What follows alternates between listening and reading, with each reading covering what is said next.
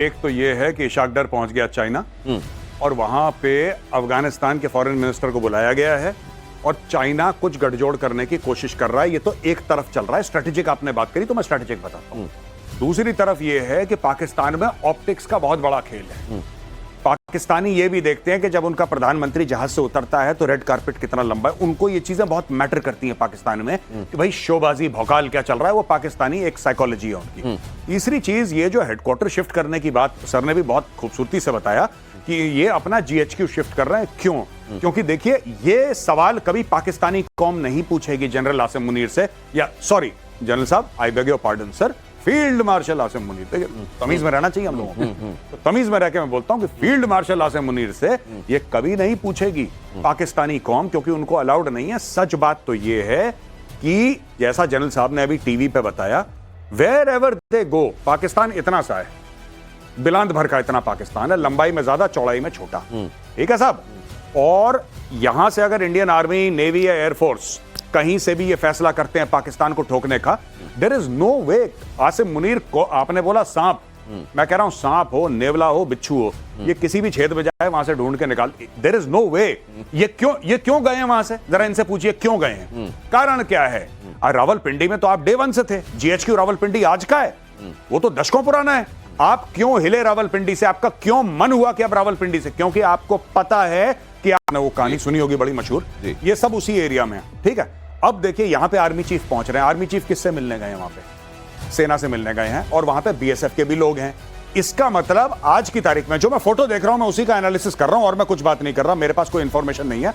लेकिन अगर army chief गए और वहां पे आर्मी वालों से हाथ मिला रहे हैं, इसका मतलब इंडियन आर्मी बीएसएफ की बीओपीज में है वहां पे, जितना मुझे फोटोग्राफ्स में दिख रहा है। आई कुड बी रॉन्ग, लेकिन इंडियन आर्मी की फॉरवर्ड डिप्लॉयमेंट है उस एरिया में, पूरे वेस्टर्न सेक्टर में फॉरवर्ड डिप्लॉयमेंट है इंडियन आर्मी की, वरना कंधे से कंधा मिला के वहीं पे बीएसएफ। आपने ये जो डिफरेंशिएट किया है और इसका जो सिग्निफिकेंस आप बता रहे हैं, मतलब ये कि जहां पर बीएसएफ की तैनाती होती है उन जगह पर आर्मी की मौजूदगी ये बता रही है कि प्रतिशोध बाकी है, चालू है, प्रतिशोध बाकी है, ऑपरेशन सिंदूर जारी है। ये जितने भी लोग यहाँ पे खड़े हैं, जितने भी आला अफसर हैं, ये लेफ्टिनेंट जनरल साहब हैं यहाँ पे जो फोटोग्राफ में, this is of course general Dwivedi, chief of army staff, ये जितने भी हैं यहाँ पे, right, all of them are wearing uniform of the Indian army, right. Media हमें ये आर्मी का फॉरवर्ड पोस्चर है और लोंगेवाला पोस्ट में, यानी कि वहां पे जाके, सिर्फ लोंगेवाला नहीं, all along the international border Indian army ने फॉरवर्ड पोजीशन ले ली है। और ये लोंगेवाला असल में इसलिए भी क्योंकि इसका एक ऐतिहासिक महत्व भी है। यहां पाकिस्तान की जो पिटाई हुई थी, क्या हुआ था सर, जरा याद दिला दीजिए फील्ड मार्शल साहब को। फील्ड मार्शल साहब को आई थिंक गौरव, जिस तरह से गौरव गाथा में का पार्ट होगा, गौरव, ये गौरव गाथा का पार्ट है कि नहीं है? जी बिल्कुल। ये मेजर, ये हुआ क्या था बता दीजिए, हिंदुस्तानियों को भी याद दिला दीजिए। ऐसा था कि पंजाब रेजिमेंट की, आई थिंक 23 पंजाब थी, if I am not mistaken, उसकी एक कंपनी थी वहां पे और मेजर कुलदीप सिंह चांदपुरी थे वहां पे, और उनके साथ करीब 100-125 ट्रूप्स होंगे। और उनको यह पता लगा कि पूरा एक आर्मर्ड रेजिमेंट आ रही है। एक आर्मर्ड रेजिमेंट में अमूमन तकरीबन 45 टैंक होते हैं और उनके साथ हजारों की तादाद में इन्फेंट्री आ रही है। और हमारे जो प्लेन्स थे उसके बाद, हाँ, जो प्लेन्स थे उसमें एयरफोर्स का भी एक्चुअली बहुत बड़ा किरदार रहा है। एयरफोर्स का बहुत बड़ा किरदार, वही गेम चेंजर था। हाँ, ये किरदार ये हुआ, उन्होंने होल्ड किया। हाँ, और एयरफोर्स में तैयारी कर रहे हैं महान जाबाज योद्धा, वो फील्ड मार्शल।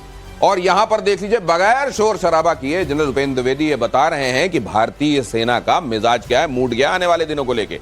अगर डरे नहीं तो सुरंग क्यों खुदी? डरे नहीं तो सुरंग क्यों खुदी? ये अपने आप में इस बात का सबूत है कि भाई साहब खुद को जो आप तमगे दे रहे हैं, असल में आप कितने बड़े डरपोक हैं। लेकिन अब जरा बेकार की बात कर ली जाए, बेकार की बात करनी बड़ी जरूरी है, सुनिएगा बड़ा ध्यान से। तुर्की के सामान और कंपनी का भारत में विरोध जारी है। मध्य प्रदेश के मंत्री कैलाश विजयवर्गीय का आरोप है कि पाकिस्तान को ड्रोन सप्लाई करने वाली कंपनी को ठेका क्यों? भोपाल इंदौर मेट्रो में बड़ा ठेका मिला। विजयवर्गीय ने कहा तुर्की का कंपनी आजिज गार्ड पर आरोप है। विजयवर्गीय ने पूरे मामले के जांच के आदेश दे दिए हैं। और हम आपको यह भी बता दें कि बेकार की बात हम क्यों कह रहे हैं। ये जो बैरक्टियर ड्रोन बनाए जाते हैं ना टर्की में, अभी बताएंगे एवीएम श्रीवास्तव, ये असल में जो कंपनी बनाती है उसका नाम है बेकार, BAYKAR। और हिंदुस्तान में यही कहा जा रहा है कि भाई ये बेकार वाली कंपनियों को क्यों दिए जा रहे हैं ऑर्डर। और अभी कुछ दिनों पहले भारत में जहां जिन जिन एयरपोर्ट्स में काम संभाल रही थी टर्की की एक कंपनी, उसको भी कह दिया है चलो भाई निकलो, नमस्ते। तो अब जहां जहां थोड़े बहुत और काम मिले हुए हैं टर्की के किसी होते सोते को, उसको भी कहा जा रहा है चलो निकलो यहां से। ये major Gaurav Arya, this is a welcome move. नहीं, दिस इज वेलकम मूव। जो मैं बार बार कहता हूं कि चलिए देर आए दुरुस्त आए, शत्रुबोध अब जागा, तो कोई बात नहीं, देर आए दुरुस्त आए, लेकिन हाँ हमें यह क्लियर हो जाना चाहिए। देखिए, टर्की आज से नहीं कई दशकों से पाकिस्तान का साथ दे रहा है, और सिर्फ एक मुद्दे पे।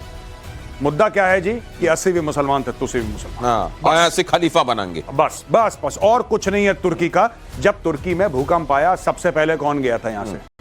सबसे पहले तुर्की के लोगों की मरहम पट्टी करी, उनको दवाई दी, उनको खाना दिया, पानी दिया, उनकी सेहत का ध्यान रखा सबसे पहले भारत ने। और तुर्की ने जैसे ही तुर्की को मौका मिला, हमारी पीठ पे खंजर इसने मारा है। और उसके बाद भी अगर हम उसको ये दे रहे हैं, ये सब कॉन्ट्रैक्ट दे रहे हैं, तो बहुत गलत चीज है, इसको इमीडिएटली कैंसिल किया जाए। आपको दूध पिलाना बंद किया जाए, इसने डसा है। जब इसको दवाइयां भेजी गई, इसको राहत सामग्री भेजी गई भूकंप के बाद, अभी बहुत पुरानी बात नहीं है, और इसको इतना वक्त, इतनी ऐसे एहसान फरामोशों को दोस्तों में गिनना और ऑपरेशन दोस्ती के नाम पर वहां सामान भेजा जाना, अब ये बंद किया जाना चाहिए। और मुझको लगता है ये जो बात कही जा रही है, शत्रुबोध जितना स्पष्ट होगा, जीत आपकी उतनी आसान है। देखिए, ऐसा है कि हम लोग जब वॉर में जाते हैं तो फ्रेंड एंड फो का आपको डिफरेंशिएशन बहुत शार्प और एकदम क्लियर होना चाहिए, क्योंकि अगर तो वो ambiguous हो गया, अलग अलग रंग की जर्सियों में खेलते हैं, वरना पता ही नहीं चला हमारा वाला है उनका वाला है। दिनेश, अगर वो गलत हो गया तो आपके अंदर संकोच आएगा, असमंजस आएगा, और फिर आप जरूर मार खा जाएंगे। ये जरूरी है। और जो आपने बेकार की बात की थी, ये सही में कंपनी का नाम है बेकार,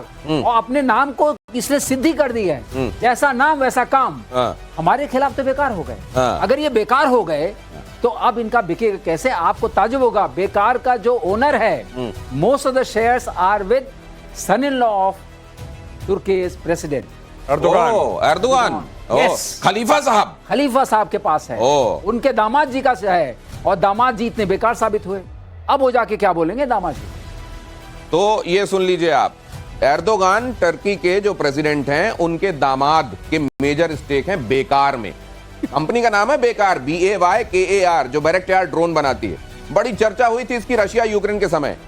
होगा यहां जब भारत के खिलाफ उसका इस्तेमाल हुआ, पटक के मारा गया ये बैरक्टार ड्रोन को, तो अब वहां बेकार वाकई बेकार साबित हो गया है। और हो सकता है एर्दोगान कह रहे हो पाकिस्तान को नहीं देना था यार, वहां कम से कम झांकी तो बनी हुई थी हमारी। आप जरा अगली खबर देखिए, भारत के S-400 से टेंशन में है पाकिस्तान। S-400 की काट खोजने बीजिंग में पाकिस्तान के विदेश मंत्री पहुंचे हुए हैं। ऑपरेशन सिंदूर में S-400 को टारगेट करने की कोशिश हो चुकी है, नाकाम।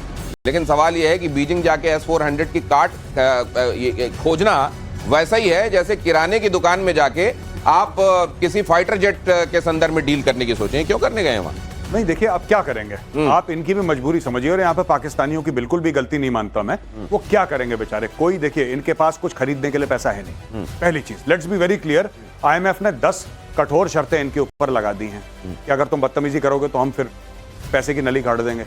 तीसरी बात यह है कि अगर चीन के सामने नहीं गिड़गिड़ाएगा तो क्या करेगा? चौथी चीज, वहां पे अफगानिस्तान का फॉरेन मिनिस्टर भी आएगा बीजिंग में, तो उससे भी बातचीत होगी या बात हो रही होगी एज वी स्पीक। तो वो भी बोलेंगे कि यार थोड़ा सा अफगानिस्तान से ढील दो, तुम लोग डेली अटैक कर रहे हो, वहां से इंडिया मार रहा है, यहां से पठान मार रहे हैं, यार कुछ तो तुम्हें हल्का हाथ रखना पड़ेगा। ये बेसिकली जो इशाक डर गया है, ये गिड़गिड़ाने गया है, ये बेसिकली भीख मांगने गया है पैसे की और रहम की, कि किसी तरीके से। अब देखिए ना, बात ये है कि जब चेंगडू वाली जो कंपनी है J10 बनाती है, जब उसके शेयर गिरे 8, 9, 10% जितने भी गिरे, आप खुद सोचिए, जस्ट थिंक अबाउट इट, अरबों डॉलर का घाटा,